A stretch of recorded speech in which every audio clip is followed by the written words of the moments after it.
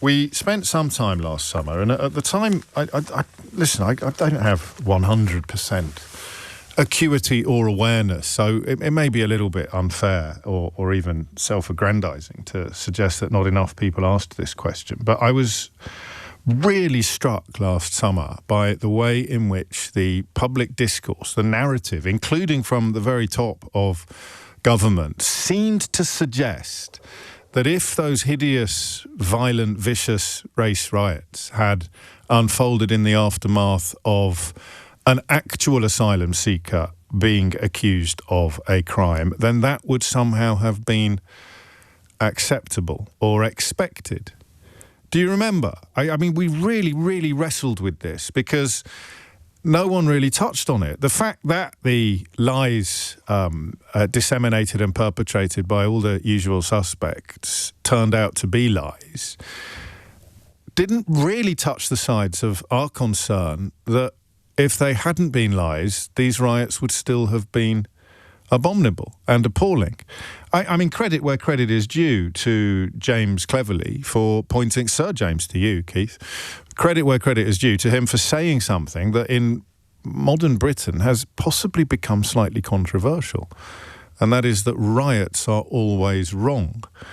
I don't think you need me to name-check the political figures or perhaps the political figure who just dances perilously close to denying that riots are always wrong.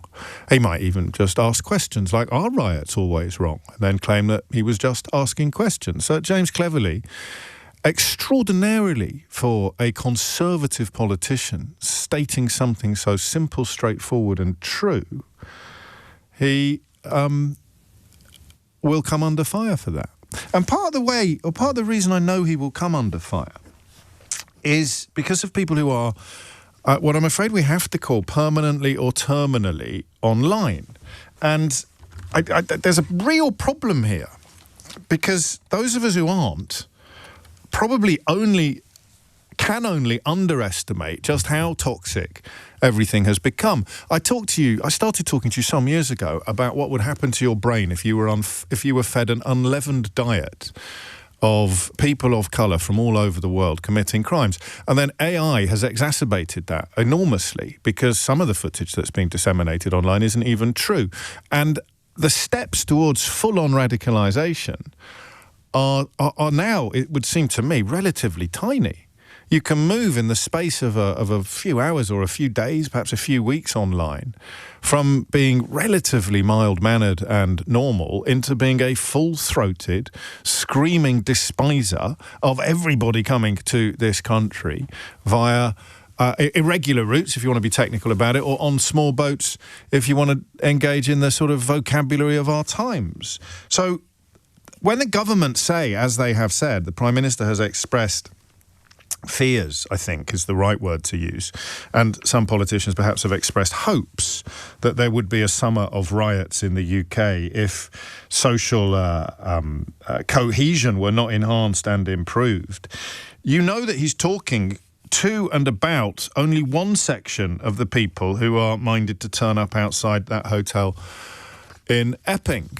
And he's talking to the ones that are more like you and me, I hope, than the people who are self-confessed and self-described white supremacists, the people who turn up to attack the police, the people that Suella Braverman told Nick yesterday she hadn't managed to actually notice, despite all the footage and all the coverage making it clear. The most powerful footage probably involves a mother, I presume, a woman who was there, shouting through her loudhailer, people of Epping, stop what you are doing. And she was shouting at the people who hijacked what I think you might describe as a legitimate process to pursue their racist and violent ends. And if you think I'm exaggerating, there were members of a neo-Nazi group called White Vanguard seen handing out leaflets at the protest that read, "Preserve the white race." You've got another organisation called Homeland, which essentially pursues I think it was set up by someone who left a neo-Nazi organisation. So make of that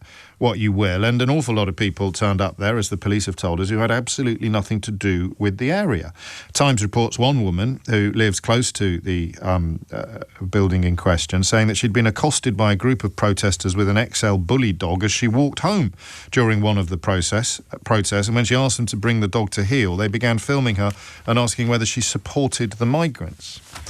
So there's a clear distinction there, isn't there? The people... Listen, let me tell you something, and this, I think, might help unravel some of this complication.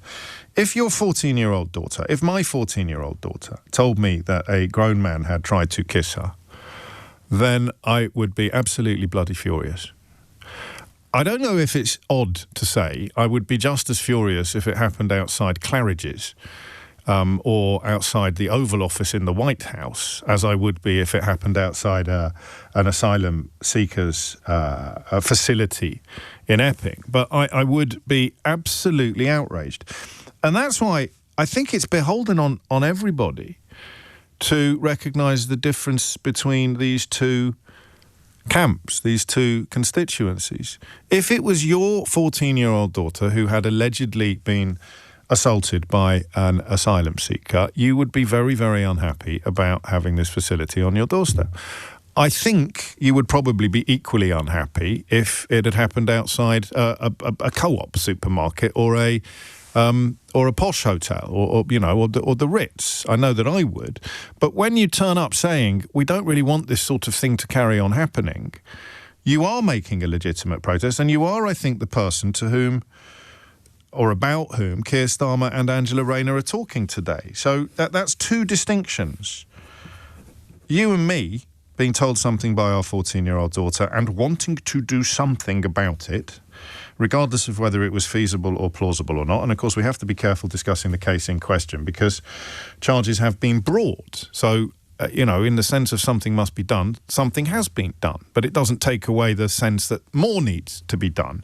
And then you've got your actual white supremacists, so people turning up in balaclavas to pursue the unfinished business of last summer when, of course, they were trying to set fire to hotels full of entirely, wholly innocent people.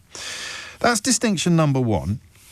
Distinction number two is this weird thing we've identified recently where people profess to be profoundly concerned about violence against women, whether sexual or otherwise, and yet seem supremely comfortable with it when it's undertaken by a certain type of person and absolutely outraged by it when it's undertaken by another type of person.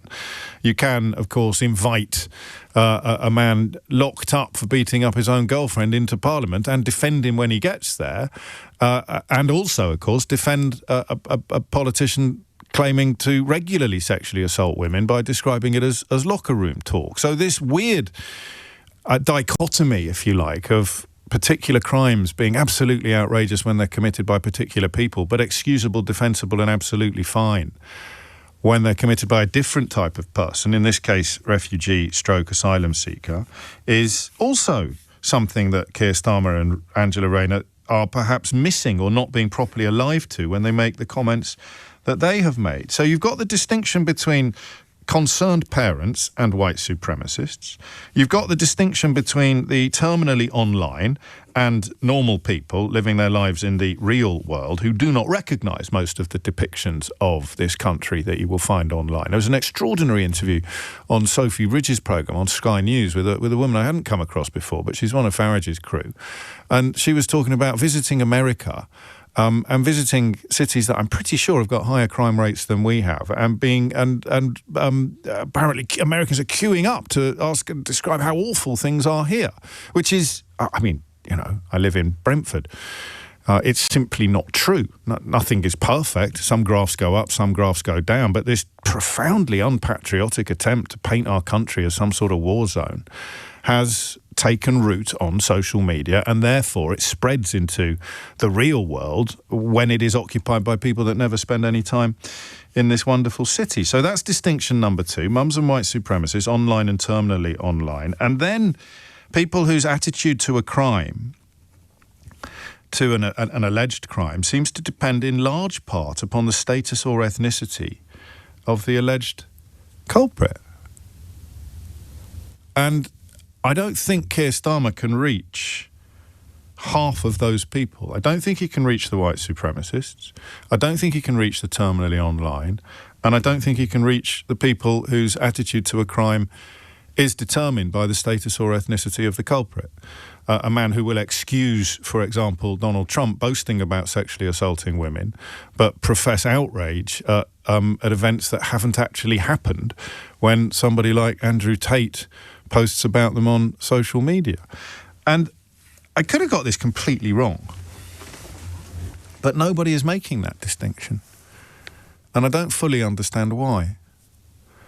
When you hear people like Suella Braverman claiming not to have noticed the violence that saw police injured and officers explaining how they had established where some of these people came from, you realise that this is not a conversation that has been conducted in traditional or even honest terms. And we are now going to see protests, I suspect, as we did last summer, outside facilities wherein nobody has been accused of anything. So Keir Starmer and Angela Rayner can't reach the people who are cross with refugees who haven't been accused of anything. I'm right, aren't I, about last summer? I wish I wasn't, but I am. That was the question to ask. What happens when somebody of that nature, somebody in that constituency of asylum seekers is accused of something? Will these people feel more empowered, more emboldened? Oh dear. And another problem there, of course, is that very simple picture of what you would do if your daughter told you, your 14-year-old daughter told you that a grown man had tried to kiss her. I mean, hand on heart, would you feel differently according to their status or ethnicity? Would you feel differently if it was the priest as opposed to the person in the asylum hotel? I can't say, thank God, because it's never happened to me. But I honestly don't think I would, unless, of course, I had fallen victim to the very deliberate attempts online and beyond to persuade me that everybody of that ilk, not the priest, but the asylum seeker, is a crime either in progress or waiting to happen. So her name was Louise Want, and she's given a very powerful interview to the Times, and it is people like her of whom I am speaking, because I absolutely no beef or problem with a mother objecting to an environment in which her children do not feel safe. So how does he reach her? You get the Prime Minister and the Deputy Prime Minister talking about the fraying UK. It's actually broken, lads. Someone should write a book about it. And the importance of improving integration and the repairing of the social fabric. It is another day when 14 years of austerity have taken away an awful lot of the tools that would once have either prevented or made it easier to fix these problems. But the difference between those 6 constituencies of people, the mums genuinely concerned for their daughters versus the white supremacists, the terminally online who get all of the their information from deliberately provocative sources, and those of us who are not terminally online, those of us who base our view of, for example, London on our daily experience of it, and the people who consider a crime to be better or worse according to the constituency or ethnicity or status of the person who has committed it. And that is what the government is charged with doing. There's a brilliant thread by my friend Elliot Higgins today talking about what happens when social media fills the vacuum that he calls it neoliberal meritocratic technocracy, and happily provides some explanations of what that means, because I wouldn't know without help. And the vacuum created is filled with outrage, distortion and division. And I'll share the thread with you on Blue Sky, and he provides an awful lot of background and information to how that is happening. And that's the thing, is that the government is seeking to address anger and unhappiness. And some of the angry, unhappy people are honest and sincere. And some of the angry and unhappy people, the ones most likely to set fire to things or attack police, or no, that's not even fair, the only ones likely to set fire to hotels or attack police or argue that everybody of a certain ethnicity or a certain status is wrong or other or inferior or dangerous or to be feared. How do government tell the difference? Because you're never, ever, ever going to appease the terminally online, the white supremacist, or the person who thinks a crime is different according to who did it. And yet, you quite rightly need to address the anger and unhappiness of the people who are not terminally online, the people who would be equally outraged if their daughter was allegedly assaulted outside Claridge's, as they would be outside a facility in Epping, and the people who want more to be done to ensure that those sort of scenarios don't happen. How do you tell the difference? 03456060973. And I think the question I'd like you to answer as well, if you can, is this. What would work? If you accept that you can't reach half of the groups I've just described, it's not half the population by any stretch of the imagination, but that doesn't matter, does it? It's often the loudest voices. You can't reach them. They don't want to be. And the worst thing that could happen, for example, to Nigel Farage is for the refugees to stop coming. What would he talk about in those circumstances? What would he talk about? Or if we had prolonged periods of completely peaceful cohabitation, what on earth would he talk about? So you're never, ever, ever going to be reaching the people who almost welcome this kind of conduct, or indeed who do actively engage in it. So how can politicians reach people like this lady, the one with the loud hailer outside the hotel in Epping, shouting at the top of her voice, "People of Epping, stop what you are doing," as a bunch of what the Times describes as revved up thugs charge police lines? I don't want this to be another radio phone-in where people who respectfully haven't got a Scooby-Doo about anything come up with brilliant ideas on how you stop people crossing the channels and risking their lives in dinghies. There's a time and a place for those. But I have to guard against it becoming that, because I am asking how you think the government can reach these people. How do you get past the masked racists, the terminally online, the people who don't really care when a white man assaults a woman but think it's the end of civilization as we know it when a brown man does, and reach women like Louise Want, begging, really pleading with so-called protesters that they stop what they are doing? I don't know. How do politicians do it?